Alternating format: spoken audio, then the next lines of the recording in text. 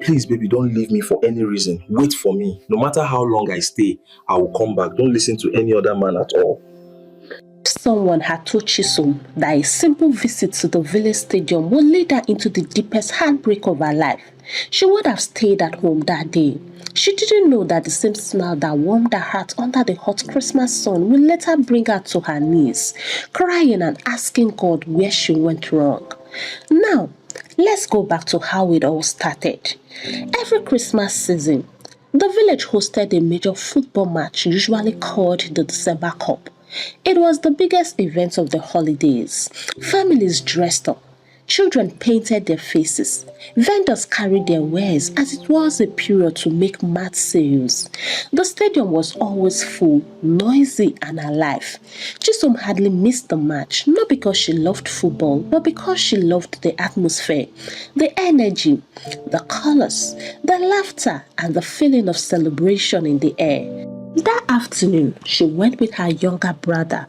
She wore a simple dress and packed her hair neatly. She did not want to impress anyone. She only wanted to enjoy the day. But destiny had arranged something else.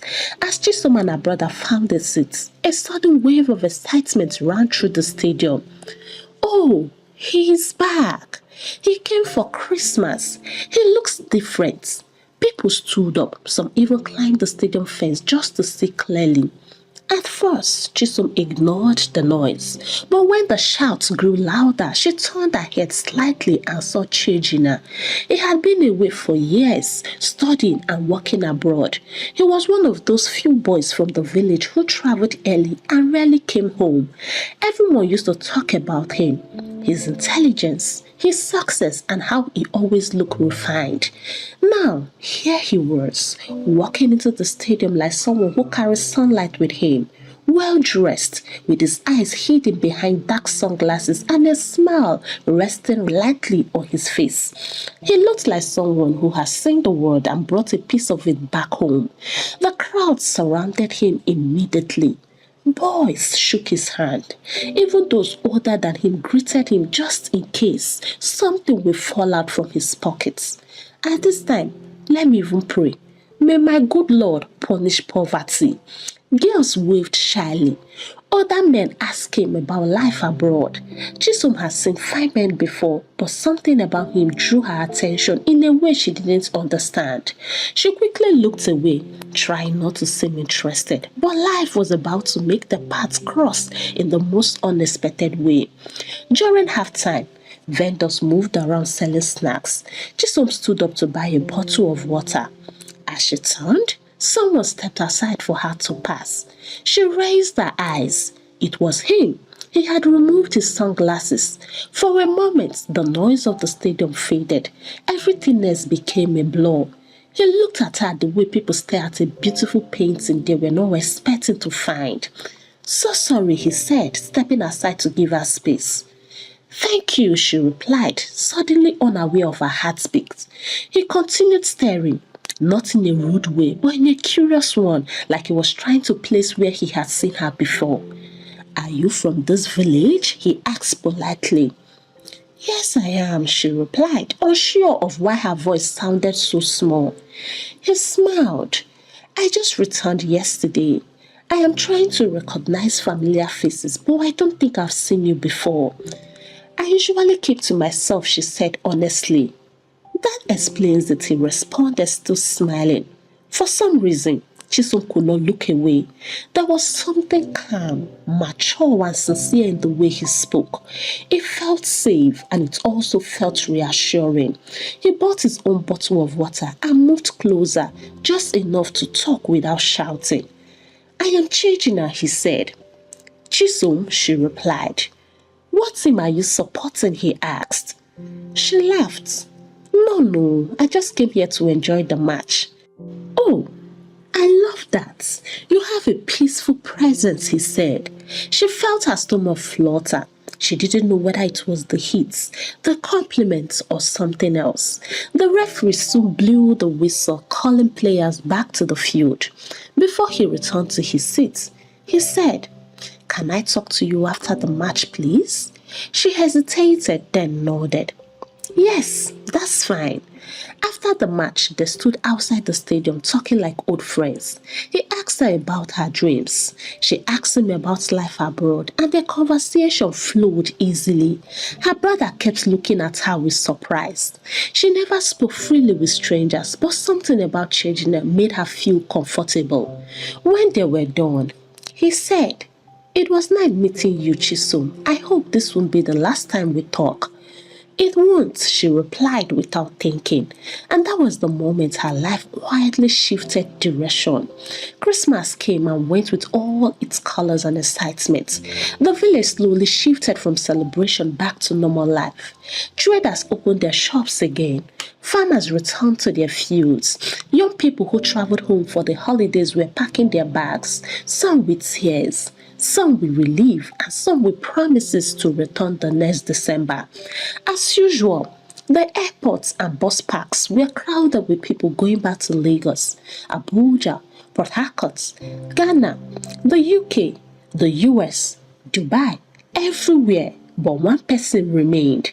After their first meeting at the stadium, everything between Chisom and Chejina moved with a natural, gentle flow. He visited her house often, never empty-handed. Chisom's parents liked him immediately. His mother said, "He's polite and humble. His parents raised him well." Her father nodded in agreement. His achievements have not entered his head. I like that. The approval made her heart softer towards him, even though she was still careful. She didn't tell her friends yet, not because she was hiding him, but because she wanted to protect what she wasn't sure of yet. But even she could not deny it that she liked him more than she expected and more than she planned. January 3rd, people were already leaving. Chisom had accompanied her sister to the bus park earlier that day. Everywhere she looked, she saw people dragging buses, hugging family members, taking last-minute pictures and waving as they departed. When she returned home, she expected to hear that Chejina had left as well, but she didn't. In the evening, her phone rang. "Hi, Chisom," his voice came warmly. "Hi," she answered, surprised. "I thought you would be preparing for your trip." He chuckled. "I am not traveling yet. I still have something to take care of." "Something? What is it?" she asked gently. "I will tell you soon. Don't worry about it. It's just a small thing." His answer was simple, but it planted a small seed of curiosity in her heart. The next week, he was still in the village, still moving around, still visiting her, and still acting like everything was normal. During one of his visits, her mother asked politely, "My son, when are you returning abroad? I hope you won't miss work." There was a brief pause before he replied, "There is no rush, Mama. I am fine." The way he said it sounded casual, but something inside Chisom stirred. Back then, she could have asked deeper questions. She could have noticed the sadness hiding behind the smile, and she could have also studied the silence that followed his sentences. But love makes people see what is comfortable, not what is real. So she smiled and let the moments pass. January passed. February passed. Mid-March arrived and he was still in the village. People began to whisper, some out of curiosity, some out of envy, and some out of mischief. And now? Why is he still here? Does he not have a job abroad? Something is not adding up. Chisom on her part started feeling uncomfortable. Finally, she gathered the courage one cold evening and asked him, "Chejina, please tell me the truth. Why haven't you gone back? You said it was something small, but 3 months is not small to handle this thing that is small." He looked away, and when he faced her again, his eyes carried something she had never seen before. Fear, shame, and vulnerability. "I wanted to tell you earlier," he said, "but I didn't know how you would take it." Her breath trembled. "Tell me." "I couldn't go back because I have a problem." Her words slowed down. "Problem qua? What kind of problem, if I may ask?" He held deeply like someone preparing to reveal a wound. "Chisom, I lost everything abroad. My visa expired and I was forced to return home. I can't go back unless I start all over again. Everything inside her became still. She did not expect this and she did not even imagine it. The man who walked into the stadium looking confident and accomplished was carrying a silent battle people knew nothing about. She sat there quietly, shocked, confused, and unsure of what to say. She reached out and held his hand. "It's all right," she said with a steady voice. "You are here now and we can find a way together." Those words flowed out of her without thinking. Those words tied her destiny to him without warning. And those words were the beginning of a journey she would someday wish she never started. After Chejina revealed the truth about why he could not return abroad, something changed in her. She saw him differently, not as the confident young man who walks into the stadium with elegance, but as someone wounded and someone trying to rebuild a future that had collapsed beneath him. He did not ask for help. He did not make promises or excuses. He simply confessed the situation with humility and shame mixed together. That humility touched her, perhaps a little too deeply. She didn't sleep that night. She lay awake replaying his words. "I lost everything. I can't go back unless I start again." These sentences pressed on her heart like weights. She imagined him alone in his room, probably feeling defeated and embarrassed. She imagined how much courage it must have taken for him to admit the truth. And then she imagined something else, a picture of him rising again, becoming successful, strong and established. She saw herself beside him in that picture. Not as a girlfriend, but as a partner, someone who helped him stand when everything around him fell. And so, by morning, her decision was made. She didn't tell her mother. She didn't even tell her friends, and she didn't tell her siblings as well. She went to see him. He was sitting outside trying to occupy himself. "Chejina," she called out gently. He looked up. "I have been thinking," she continued, "and I believe you can start again. This time by going to China. Many of our Igbo brothers are doing so well there. If they can, you too can do it." He stared at her like she had just opened a door he didn't know existed. "China?" he repeated. "Yes, let us work towards it. You are young, intelligent and determined. You can rebuild your life. I believe in you." For the first time since the confession, he smiled, an honest, relieved smile. "Chisom, why are you doing all this for me?" "Because you deserve a second chance," she replied. He lowered his gaze. His voice was shaky when he spoke again. "No one has ever believed in me this way." And that was it. Those simple words drew her deeper into a journey she was not prepared for. They started working towards it immediately and they started hustling like true Igbo blood they were. Chisom joined an Osusu, what is called a rational savings group. She stopped buying unnecessary things and she became more disciplined than she had ever been in her life. Every naira counted and every coin mattered. Meanwhile, Chijine also did his part. They worked as a team. But truthfully, Chisom carried the heavier load. Her friends noticed her hustle. They saw how she rushed from one job to another, how she skipped outings, how she started wearing simple clothes to save money, and they started asking questions. "Chisom, what are you doing with all the stress? Why are you working like someone with a deadline from heaven?" She tried to keep it to herself, but eventually one of them voiced out. "You are saving money for Chijine to travel, right? Let me even ask you, are you alright?" She loves him, another friend mocked. Love is turning her into a charity organization. One said it more harshly. "Why don't you travel yourself? You are smart and you've got all it takes to make it out there. Why help a man go abroad while you stay here like an assistant wife? Not that you even know what he has in mind." Their words stung, but she ignored them. When Osusu wasn't enough, she asked her uncle for a loan. When the loan wasn't enough, she discussed with Chejina, and together they decided to borrow the remaining amounts needed. They both signed for the loan, but in her heart, she carried the greater responsibility. She believed he would repay quickly once he settled abroad. One evening, after calculating their savings and realizing how close they were to the target, Chisom felt a deep rush of joy. "We are almost there," she told him. He looked at her quietly, moved by her dedication. "Chisom, I don't know how to thank you."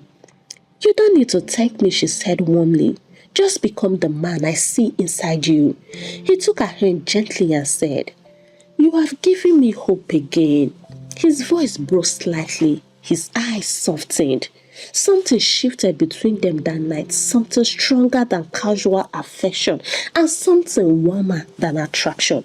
It was a feeling that made her believe she was building a future and that she was doing the right thing. By the time they completed the travel plans, Chisom felt proud. Proud of their efforts, their teamwork, and proud of the quiet strength she had discovered within herself. The day they finally bought the tickets, Chejine held the paper in his hands like a fragile dream. "You did this," he said, looking at her with a softness she had never seen in any man's eyes. "We did it," she corrected gently. But somewhere inside her heart, she knew she had done far more. Not because he was lazy, but because she loved him with a kind of loyalty that blinded reasons. 3 days before he was scheduled to leave, Chisom visited him. She found him sitting silently at the edge of his bed, with his arms clasped tightly together and his eyes on focus. She sat beside him, gently touching his arm. "Are you all right?" He turned to her and she saw fear. She saw the fear of starting all over, the fear of uncertainty, and the fear of leaving someone who has stood by him more than anyone else in the world. "I'm just thinking," he murmured. "About what?" "About us." Her heart skipped. "What about us?" He looked at her with an expression she could not interpret. Half love, half worry, and half desperation. "Chisom, I don't want to lose you." "You won't lose me," she said quickly. "Why would you think that?" "Because people change when distance comes between them," he replied. Chisom shook her head. "I am not people. I am me." Her words should have comforted him, but instead he drew a slow breath as if preparing to say something heavier. "Chisom," he said softly, "I want something that will bind us together. Something that will make me feel I still have you with me no matter where I go." She stared at him confused. "What do you mean?" He hesitated, then continued with a serious tone. "I want you to have my child." Her breath caught. The room felt suddenly smaller. "What? What are you even saying?" He held her hand firmly, almost too firmly. "I want to live, knowing that there is a part of me here with you. I want something that will remind both of us that our future is real." Chisom's mind raced. It was too sudden, too unexpected, and too heavy. "Chejine, I don't understand. We are not married." "I know," he whispered, "but you mean more to me than 1,000 ceremonies. You are the reason I am rising again. You are the one helping me to rebuild everything I lost. I want to build a life with you. I don't want to come back and find someone else holding your heart." Her chest tightened. "I will wait for you," she said. "I don't need a child to do that." "Yes, but I need more than words," he replied. "I need an anchor, something that reminds me every day why I must succeed." She felt her throat close. Her heart was confused. It was a request that felt both like love and fear, both like commitment and pressure. She didn't know what to say. She didn't even know how to think. And then he did something she never expected. He knelt down in front of her. "Please, Chisom, let me live with a part of you. Let me carry the certainty of our future in my heart." Her breath trembled. Her mind told her to slow down. to think carefully, or better still, to seek for advice. But her heart was already overwhelmed by all the sacrifices they had shared. The savings, the osusu, the loans, and now a child felt like the final expression of their commitment. In that emotional storm, she said the words she would later regret. Alright, if that's what you truly want, then go ahead. They did it. Afterwards, he held her hand tightly and whispered, Thank you. Thank you for trusting me. On the morning of his travel, his room was filled with bags and new clothes purchased from their pooled money. Chisom stood beside him, trying to hide her fear. He cupped her cheeks gently. Babe, please, don't allow any man cross here. Stay faithful for me. No matter what happens, wait for me. I can't stand losing you at all. I will send for you as soon as everything works out. I promise. She nodded, tears threatening to spill. He hugged her tightly like he feared it would be the last time. She accompanied him to the bus park and stood there watching until the vehicle disappeared from sight. The first few weeks after changing her travel felt like walking through a dream.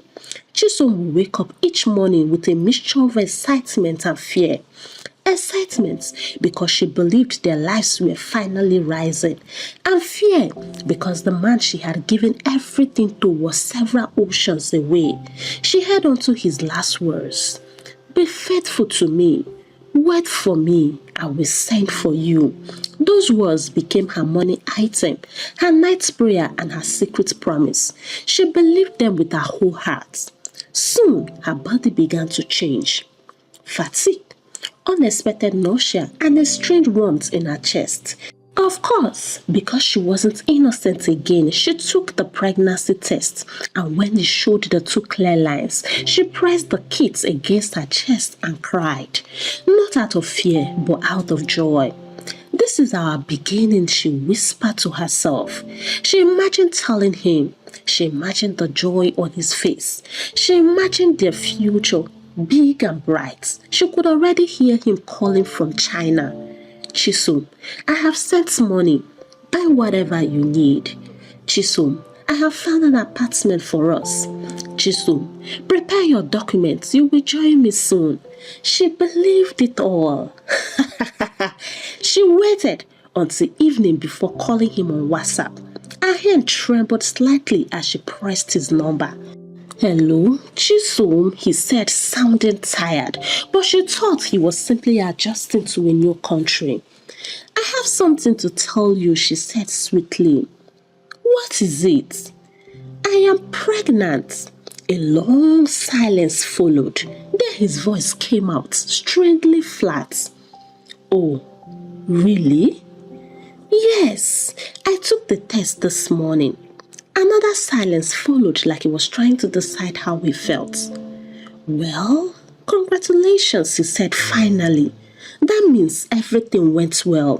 The tone stung her, not because it was harsh, but because it sounded distant, unmoved, and almost distracted. Are you not happy? She asked. I am, he replied quickly. Things are just very rough here. Let me call you back. But he didn't call back. Not that night, not the next morning, and not even the next day. Chisom told herself he was busy. She told herself he was settling in, and she also told herself China was overwhelming. But deep inside, a tiny seed of worry had been planted. As the weeks passed, her pregnancy became more obvious, but instead of receiving support from the father of her child, she found herself leaning heavily on her family. Her father paid her antenatal bills. Chejina did not send money, not even once, and whenever she complained, he said, Chisom, please understand, things are not easy here. Those words became his new identity. Still, she believed him. She believed he would improve, and she believed he was simply passing through a difficult phase. It's safe to say that love made her patient, painfully patient. As her belly grew, some men approached her gently, some boldly, and some with hidden motives. You are a good woman, one man told her. A single mother who deserves help. Another said, you didn't get pregnant by mistake. You got pregnant out of love. If it doesn't come back, someone else will. And don't forget, I am here waiting for you. Her friends warned her, you are carrying everything alone. That guy may never return. Protect yourself emotionally and try to move on. But Chisom refused to listen to anyone. She believed in loyalty. She believed in promises, and she believed that the man she had suffered with would never betray her. Her labor pain started on a quiet Wednesday morning. Her mother rushed her to the hospital. She held her mother's hand, praying for strength. After hours of painful pushing and courage she didn't know she had, a beautiful baby girl entered the world. The nurse placed the baby on her chest and tears streamed down her face. My daughter, she whispered, your father will be so happy. When she gathered enough strength, she called him. He picked up. I have delivered, oh, she said weakly. It is a girl. A girl? He asked like an unromantic Newi guy. All right. Congratulations to you. I will talk to you later. Then the line went dead. She stared at her phone in disbelief. No excitement, no joy, no questions, no prayers, and no requests for pictures. Just a cold response that froze her heart. Her mother saw the pain in her eyes. Tell me what he said, she demanded. Chisom swallowed hard and whispered, nothing, Mama. He said nothing, only congratulations. The following days were strange. He didn't ask about the newborn. He didn't check on her health. He didn't even offer support. He only messaged occasionally. Things are still tough. Let us pray. I believe God will help us. She kept on hoping. She kept on defending him, and she kept on waiting without realizing it that her love was standing alone. The man she had trusted with her heart was slowly drifting away. Chisom named the baby Mirabel. To her, it meant miracle, a symbol of the journey she believed God was still complete. Mirabel had children's eyes, the same shape, the same depth, and the same forehead. Let's just say she thought someone would drag her daddy with the way she chose to look like him.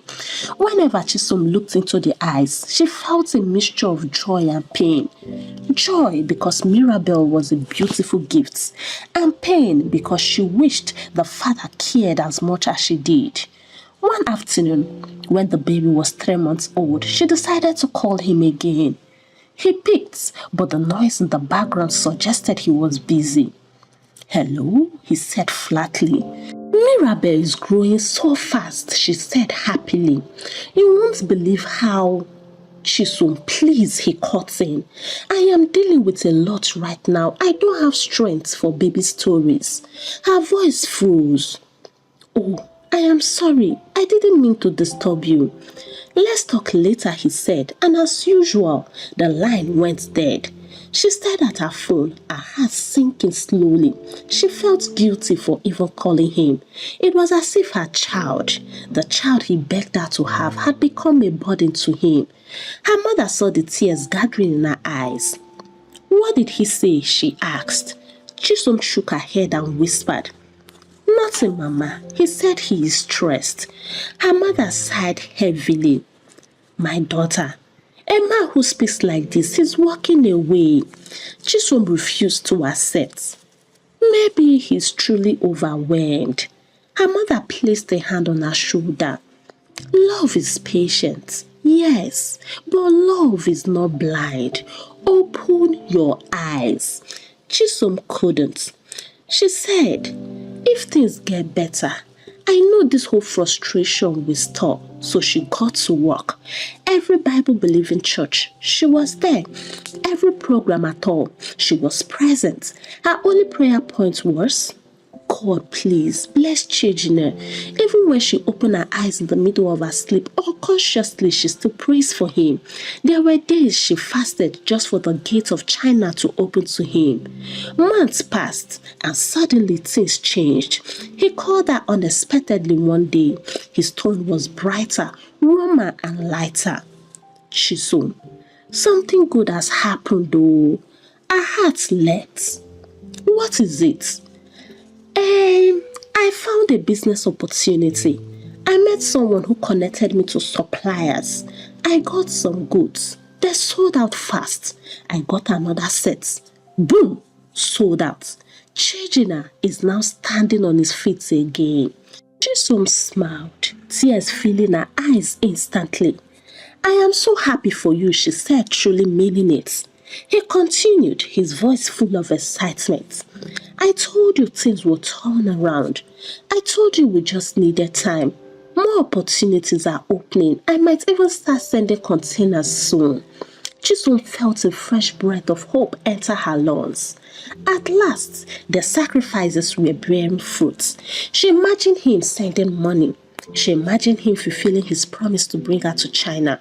She imagined the daughter meeting her father. She also imagined a wedding, a home, and a future. But success, instead of bringing him closer, slowly pushed him away. The higher he climbed, the more distant he became. One morning, Chisom realized she had gone 3 months without hearing from him. Her heart trembled. She swallowed her pride and sent him a message. Please, if I've done anything wrong, tell me. He replied hours later. Why yourself? You worry too much. Nothing did happen. No explanation, no tenderness, and no warmth. Her mother watched her silently, her heart breaking for the daughter who carried love like a burden. My child, she said carefully, a man who is rising should carry you along, but this one is rising alone. Chisom shook her coconut head firmly. No, Mama, he still loves me.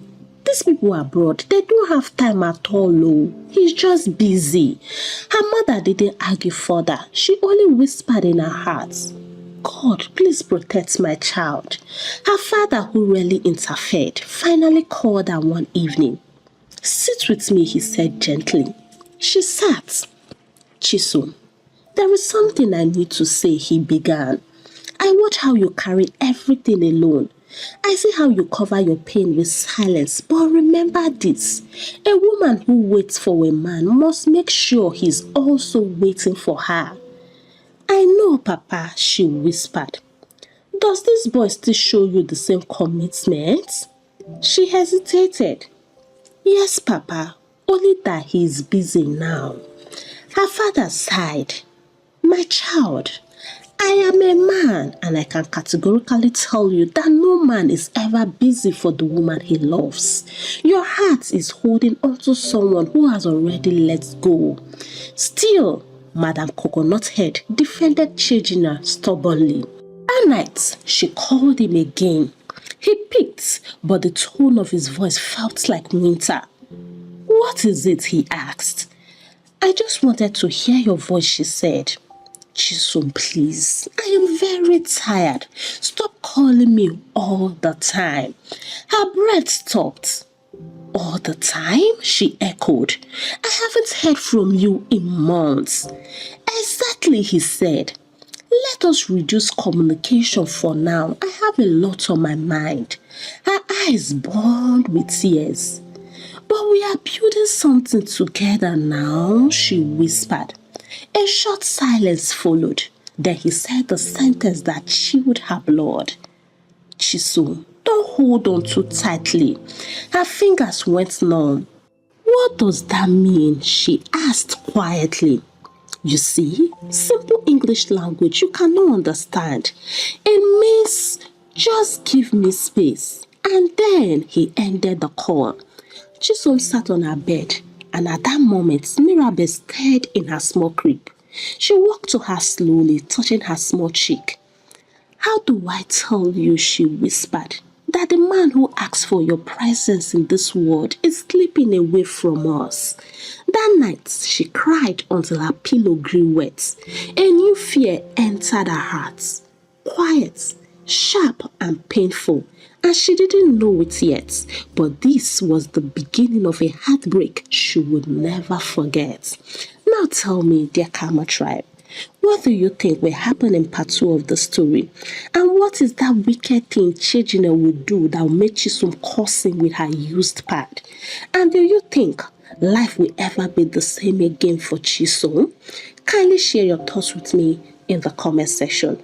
Please don't forget to give the story a thumbs up, share out to your loved ones, and if you have not subscribed to this channel, kindly click on that subscribe button to join the Karma tribe free of charge.